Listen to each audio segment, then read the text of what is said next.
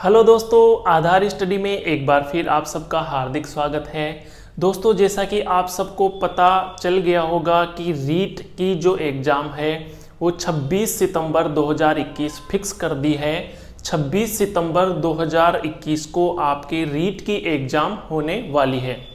दोस्तों, ये रीट के विद्यार्थियों के लिए बहुत बड़ी खुशखबरी है। काफ़ी लंबे समय से इस एग्ज़ाम का इंतज़ार किया जा रहा था। पहले 25 अप्रैल, फिर 20 जून और अब फाइनली 26 सितंबर को ये एग्ज़ाम होगी। दोस्तों, आज का ये वीडियो बनाने का मकसद एक तो ये एग्ज़ाम की आपको इन्फॉर्मेशन देना है। दूसरी बात ये कि काफ़ी सारे स्टूडेंट्स मेरे को अपनी कुछ क्वेरीज पूछते हैं, तो उनका भी समाधान आज इस वीडियो में करने वाला हूँ। तो दोस्तों, आपके कुछ क्वेरीज हैं, उनमें जैसे कुछ स्टूडेंट्स पूछते हैं कि जिन्होंने बीएसटीसी या डीएलएड प्लस ग्रेजुएशन कर रखा है वो क्या लेवल 1 और लेवल 2 दोनों में अप्लाई कर सकते हैं। तो मैं आपको बताना चाहता हूं कि बिल्कुल आप अगर आपने बीएड नहीं की है और डीएलएड या बीएसटीसी की है, उसके बाद ग्रेजुएशन कर रखी है, तो आप लेवल 1 में भी दे सकते हो और लेवल 2 में भी अप्लाई कर सकते हो। दूसरा जो क्वेश्चन है वो बीएड वाले क्या लेवल 1 और लेवल 2 दोनों में एग्जाम दे सकते हैं। तो दोस्तों, अभी जो जिन्होंने केवल बीएड और ग्रेजुएशन किया है वो लेवल 1 में और लेवल 2 में दोनों में फॉर्म उन्होंने अप्लाई किया होगा, लेकिन एग्जाम दे पाएंगे या नहीं दे पाएंगे ये कोर्ट का डिसीजन आना बाकी है। कोर्ट का फैसला आएगा कि वो एग्जाम में बैठ पाएंगे नहीं बैठ पाएंगे, उसके बाद ये होगा कि वो एग्जाम देंगे या नहीं देंगे। लेकिन फॉर्म सबने अप्लाई कर रखा है तो फॉर्म अप्लाई कर सकते हैं। दूसरी बात, ये जो ईडब्ल्यूएस के जो फॉर्म ओपन होंगे वापस, तो क्या सब स्टूडेंट्स जिन्होंने पहले अप्लाई करने से रह गए थे क्या वो भी अप्लाई कर सकते हैं। तो दोस्तों, जब माध्यमिक शिक्षा बोर्ड से इसकी विज्ञप्ति जारी होगी उसमें ये बात पता चलेगी कि क्या सब लोग वापस से अप्लाई कर सकते हैं या केवल ईडब्ल्यूएस वाले अप्लाई कर सकते हैं। जहाँ तक मेरे को लगता है, जहाँ तक मुझे लगता है, सब वापस अप्लाई कर सकते हैं। जो अप्लाई करने से रह गए थे, जो ईडब्ल्यूएस कैटेगरी से नहीं आते, वो भी अप्लाई कर सकते हैं। और बाकी पूरा क्लियर उसकी जो माध्यमिक शिक्षा बोर्ड की विज्ञप्ति आएगी उसमें पता चलेगा। आगे जो आपकी क्वेरी है वो पूछते हैं कि जो बीएसटीसी और बीएड जो फर्स्ट ईयर वाले स्टूडेंट हैं क्या वो अप्लाई कर सकते हैं। तो दोस्तों, जो फर्स्ट ईयर वाले स्टूडेंट हैं वो भी बिल्कुल अप्लाई कर सकते हैं। उनको जो फॉर्म जब वो भरेंगे उसमें अपना जो मार्क्स लिखते हैं उसमें अपीयर लिखना पड़ेगा उनको, और बाकी अप्लाई वो भी कर सकते हैं। एग्ज़ाम कोई भी दे सकता है। आप अगर फर्स्ट ईयर के स्टूडेंट हैं तो भी आप एग्ज़ाम दे सकते हैं, आपको उसमें अपीयर लिखना पड़ेगा।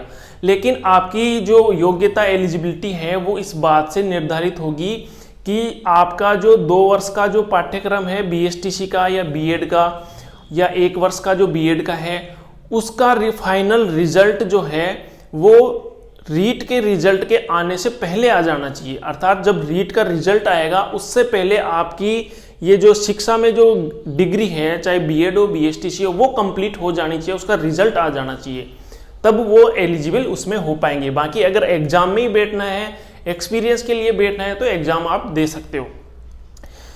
बीए मैथ वाले साइंस में फॉर्म भर सकते हैं क्या। तो ये जो जिन्होंने बीए में जिनके मैथ है वो साइंस से फॉर्म भरना चाहते हैं, तो इसमें एक सीधी सी बात लिखी हुई है कि आपके ग्रेजुएशन में सब्जेक्ट हो, वही सब्जेक्ट आपके रीट में हो, तब आप उस सब्जेक्ट के टीचर बन सकते हैं। जैसे मान लो आपके ग्रेजुएशन में हिंदी है तो आपको एक लैंग्वेज हिंदी रीट में भी लेनी पड़ेगी। जैसे आपके ग्रेजुएशन में मान लो मैथ है तो आपको मैथ, अगर मैथ का ही टीचर आपको बनना है, बीए में एसएसटी भी से भी भर सकते हो आप बीए मैथ है और मैथ का ही टीचर आपको बनना है तो रीट में मैथ एक सब्जेक्ट आपको लेना पड़ेगा। और अगर आप एसएसटी से बढ़ना चाहते हो, बीए है एसएसटी से बढ़ना चाहते हो, मैथ का टीचर बनने की ऐसी कोई विशेष आपकी इच्छा नहीं है, आप एसएसटी का भी बन सकते हो। अगर आप मैथ भी है और लैंग्वेज भी है, लैंग्वेज का भी बनना चाहते हो, तब आप एसएसटी से फॉर्म भरो। और अगर आप ये इच्छा है कि मेरे को तो मैथ का ही टीचर बनना है, इसके अलावा कोई टीचर बनना ही नहीं है, तब आप अगर बीए भी है मैथ है तो आप रीट में भी आपको मैथ सब्जेक्ट लेना पड़ेगा। बीएड में हो चाहे नहीं हो ये कोई भी इंपॉर्टेंस नहीं रखता है, आपके ग्रेजुएशन में और रीट में वो सब्जेक्ट होना चाहिए। आगे जो बीटेक वाले हैं, जिन्होंने बीटेक प्लस बीएड कर रखी है, उनके भी ये सेम नियम लागू होता है कि आपके ग्रेजुएशन में तीनों साल वो सब्जेक्ट होने चाहिए और रीट में भी आप उस सब्जेक्ट से एग्ज़ाम दे रहे हो। जैसे कुछ विद्यार्थी ऐसे होते हैं जिनके ग्रेजुएशन में हिंदी होती है, लेकिन जब रीट की एग्ज़ाम देते हैं तब उसमें लैंग्वेज संस्कृत और इंग्लिश चूज कर लेते हैं, तो वो हिंदी के टीचर फिर बाद में नहीं बन सकते। तो ये दोनों सब्जेक्ट चाहे बीएड और बीएसटीसी में हो नहीं हो, ग्रेजुएशन और रीट में दोनों सब्जेक्ट मैच होनी चाहिए, तब आप उस सब्जेक्ट के टीचर बन सकते हो। तो दोस्तों, जो बीटेक और जो बीटेक करने के बाद जिन्होंने बीएसटीसी या डीएलएड कर रखा है, उनके तो कोई वो है ही नहीं हो, क्योंकि 12th के बाद में बीएसटीसी और डीएलएड जो होता है वो 12th के बेस पे होता है, तो बीटेक वाली डिग्री उनके किसी काम की भी नहीं है। तो 12th के नंबर और बीएसटीसी के आधार पर आप ये एग्ज़ाम दे सकते हो। बीटेक और बीएड वाले जो है, उनके जो 4 वर्ष का जो बीटेक होता है उसमें कम से कम 3 साल तो वो सब्जेक्ट होना ही होना चाहिए।